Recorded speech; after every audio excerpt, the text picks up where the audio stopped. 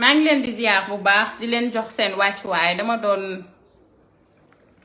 xaar rek gars yi commencé connecté wu bu baax comme ça ñu mën a commencé waxtaan bi Timb Sall tu as parfaitement raison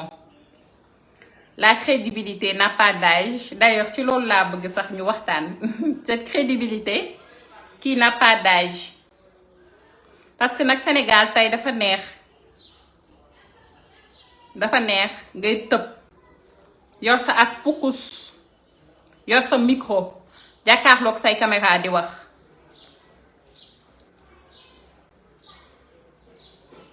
ndax daa am benn espèce benn énergumène bu génn mu ne man Salma Ibrahima Fall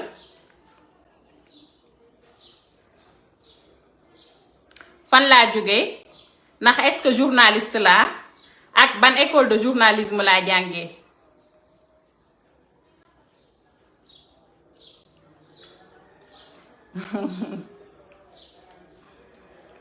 Momo Maba maa ngi lay ziar Dabo Lamine maa ngi lay ziar aussi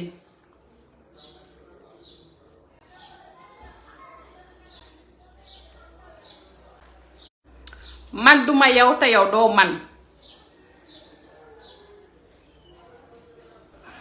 connexion bi mooy andi ay jafe-jafe loolu moo tax pour ma wax li ma bëgg a wax dina xaw a compliqué torop connexion bi moo compliqué mooy dem di ñëw waaye gàtt maanaam sa xel gàtt lool xamoo yow yaay kan ñàkk xam li ngay wax ñàkk maîtriser li ngay wax moo tax waaye boo muusoon tuuti boo déggee Salma Ibrahima Fall di nga posé wu ay question ne fu Ibrahima bi jóge waaye su dee dangaa xam ne dangaa nekk koo xamante ni tu ne réfléchis pas avec la tête day compliqué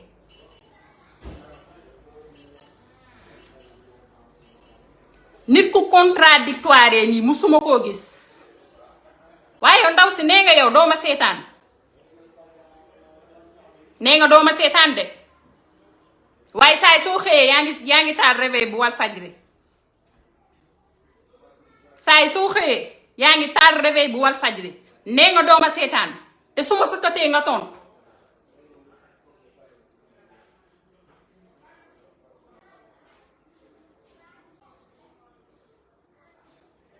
ñàkk gis-gis ñàkk xalaat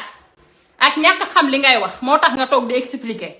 ndax nee naa la gàtt xel weesuwul dégg Salma Ibrahima ak fu Ibrahima woo nga ne yow ñaari nit nga respecté wala ñaari journaliste nga respecté mooy kenn ku génnee sesti keneen ka ici ma grande wala tata je devrais dire jaaruma ici dëgg la non jaaruma sesti dëgg la waaye boo amoon tuuti xam-xam di nga xamante ni produit pur bu ici mu ngi nii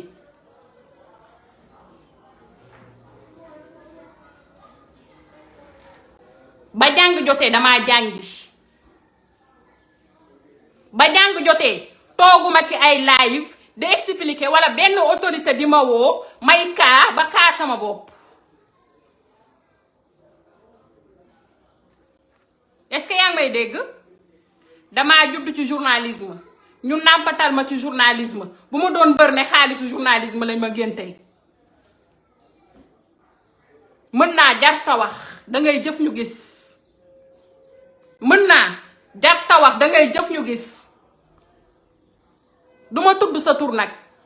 waaye dama ne nañu tëj ci néeg maag yow 1 heure de temps nañu làkk leen wala bind leen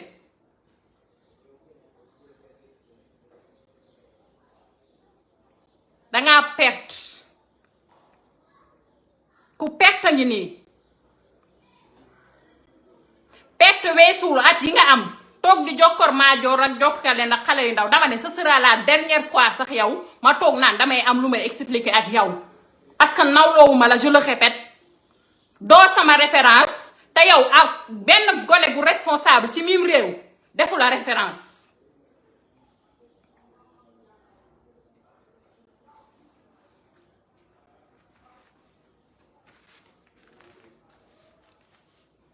xamul sa bopp nag dañ la koy wax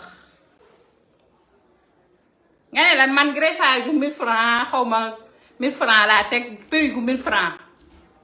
mais je suis fière de moi ma belle tu sais pourquoi j'ai pas besoin di woo benn autorité mu lay juutal par exemple je ne veux pas être vulgaire comme toi moo tax yenn mots yi mënuma ko utiliser pour mën a dawal ci 4x4 yi je suis très belle macha allah lépp lu jigéen di am tool ni man tool ni sama âge am naa ko mais je suis digne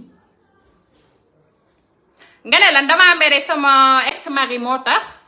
ma mere waale la yow tu es qui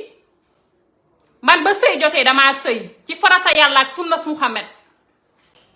aw maag benn problème sama ex mari nag mu di ku baax di sama baay doom may dégganteeg moom normal mu di sama xarit ba tey jii ba sëy jotee damaa sëy am doom ci farata yàlla ak sunna Muhammad kenn mësumaa dégg ci lu ñàkk fayda te du mësa am ndax ñaari goro ma jur ma juddu ñetteel leen damaa sëy ci farata yàlla nag mooy dogal tas mais j'en suis fière waaye dara ñaawul ak sama digganteeg sama baay doom ndax danoo am benn bant borom bi dénk ma ko mu précieuse lool ci man bu ma la toppee damay vulgaire alors que je ne suis pas comme ça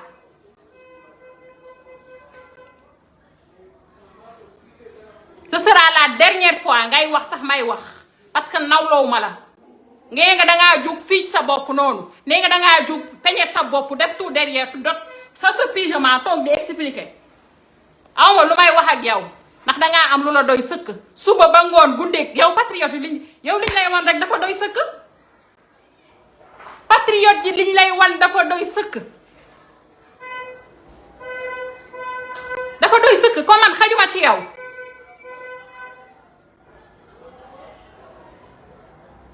Alioune Ndiaye ce sera la dernière fois sax kii may waxante lu jëm ci ay sujet ndax maanaam du koo xamante ni sax war naa wax may wax nawloowu ma la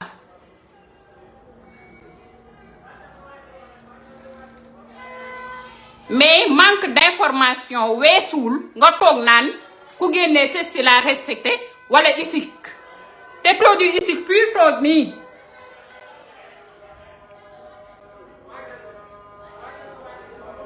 yow ak ko toog di la expliquer nee na moom Walf lay liggéeyee waaye saay su tourné yàq deru Walf lii ba ne yéen ñaar ñëpp laa yamale yéen ñaar laa yamale dama ne la bu fekkente ni am na ñaar yu yaakaar ni yow mi journaliste nga kenn ki Aliou Sow la tudd keneen ki yow la yow yaa gëm sa bopp maa ko wax et je le répète dama ne yow lan nga fi def luy sa parcours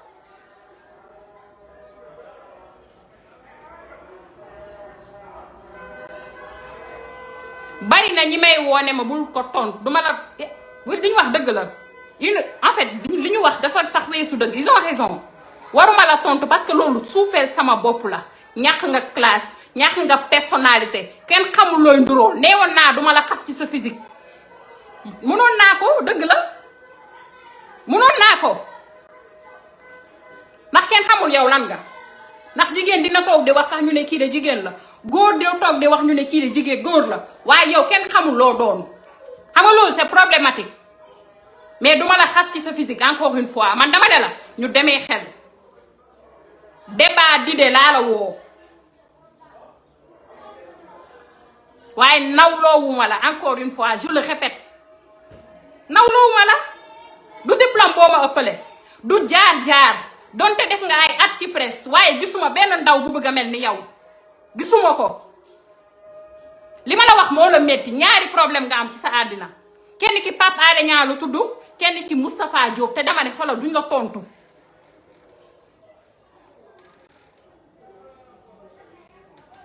Moustapha Diop du la tontu il est occupé nag saa waay liggéey gamu am Walfadjri doy na ko sëkk du la tontu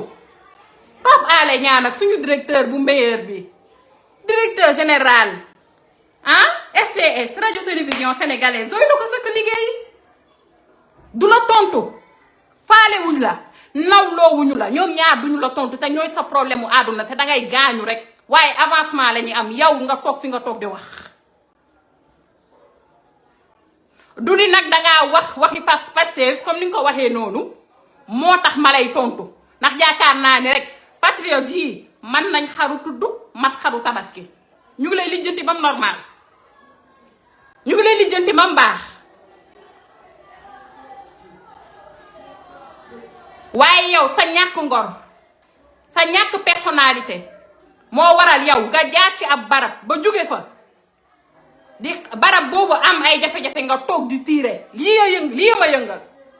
waaye du yow tudd gi ngay tudd Ousmane Sonko ndax yow Ousmane Sonko ba muy Ousmane Sonko ba tey yaa ngi tiire waaye saay soo tiiree mi ngi gën a jëm kanam saay soo tiiree Ousmane Sonko mi ngi gën a jëm kanam kon man loolu yëngaluma ndax yaakaar naa ni patriote yi man ni ma ko waxee léegi rek man nañ xaru tudd mat xaru tabaski waaye li nag li di Walfadjri nekk ci ay jafe-jafe yow amoo looy def lu dul génn di tiire bu ñu nee nii nga naan ay man relation bi ma amoon diw gisuma ku ko am ak dama ne l'histoire fii la ay gone lañu waaye l'histoire reste demeure lépp la ñuy dégg te nopp amul kubéer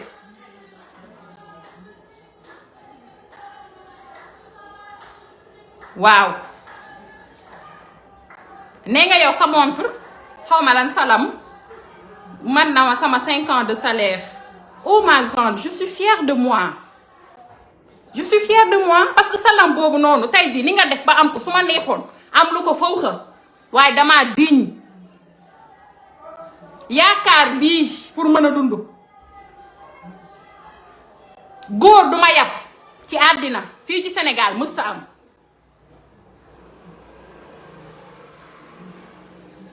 sama salaire Walfadjri boobu ngay tuutal ak di tuutal salaire Walfadjri en général on est fier parce que lu mu tuuti ñu ngi ciy ñàkk di jëriñu lu mu tuuti ñu ngi ciy dimbali suñu ay wayjur mu barkeel lool nag moo ñu gënal yow sa 4x4 bi ngay dawal ak sa lam ak sa montre yu cher yooyu ak sa lunette yu cher yooyu nga xamante ni moom nga wane. gënoo ñoo xam yoon bi de ëppoo ñu opportunité bi waaye dañ koo mënul ndax lan deretu garmi lan nu yor ñun ba sëy jotee danoo sëy ci farata yàlla ak sunnas Muhammad divorcé nag te xolal garder la tête haute amuñu benn problème ak suñu ex déedéet tey lañ gën a mën a déggante tey jii lañu gën a mën a sekk jàmm.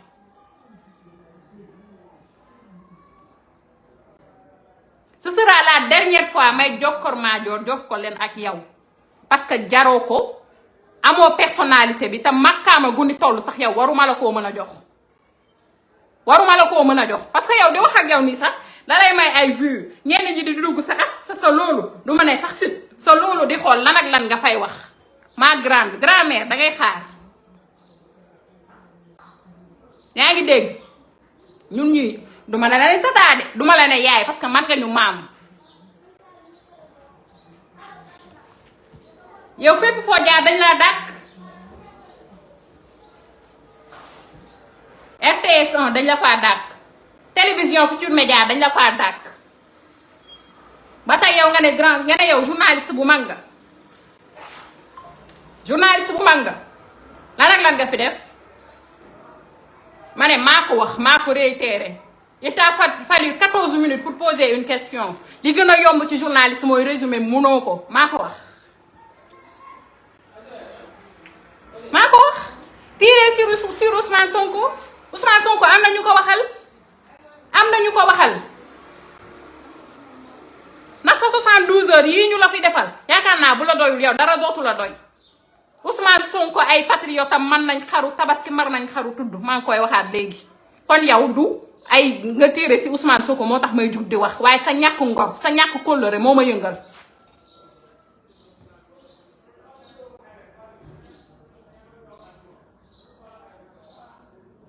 ce sera nag la dernière fois may wax ak yow parce que duma sa morooma yaa ma mag mais duma sa maas duma sa moroom duma sa màppandooy man nga ma maam waaye amoo classe amoo personnalité amoo dignité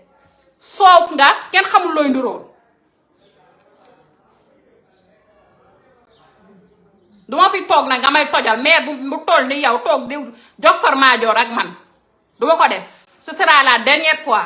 léegi nag je te laisse la parole nga toog sa loolu duma ne la sa site de sa loolu laa lay wax nga toog fa di expliquer te saay soo xëyee jàpp ma saay soo xëyee jàpp réveil sa xol bi di bon te mënoo ci lenn dara mënoo ci man dara balaa maa dee nga naan seetaanoo yow koo seetaanu noo koy tontoo yow man rek ngay topp yow mi man rek ngay topp te sama perruque bii j'en suis fière ndax damaa ñaq ba ne ñii jariñu ñaq jariñu soo koo jënd damaa ñaq jariñu soo koo jënd su ma neexoon def ni yow wala ma def ci samay morom waaye nag damaa juddu ñaari góor jur ma li ma la waxoon rek ma juddu ñetteel leen am lu may bañ am dignité ak personnalité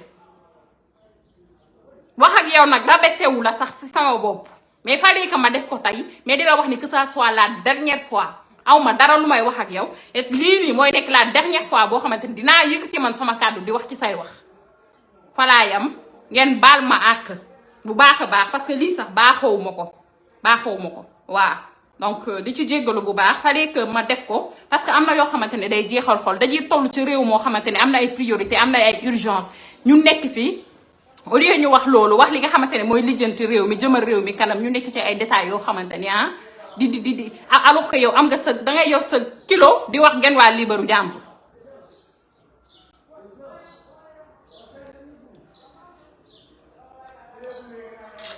c'est du n'importe quoi vous avez même raison j'aurais même pas dû sax di répondre cette énergumène maa ngi ziyaar Farba Ngom bu baax au passage nekk leen ci jàmm